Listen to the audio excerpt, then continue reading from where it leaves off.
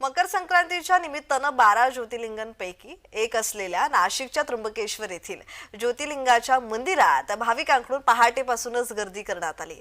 नवीन वर्षाच्या सुरुवातीपासूनच नाशिक जिल्ह्यातील धार्मिक स्थळांवर गर्दी पाहायला मिळते। आज मकर संक्रांत निमित्त दर्शन घेण्यासाठी त्र्यंबकेश्वर मंदिरात भाविकांच्या पहाटेपासूनच लांब रांगा लागल्याचं पाहायला मिळालंय।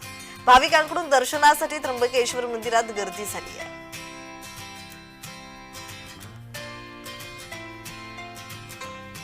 मकर संक्रांतीचा उत्साह पाहायला मिळतोय। त्याचबरोबर विविध मंदिरात भाविक गर्दी करताना दिसतायत।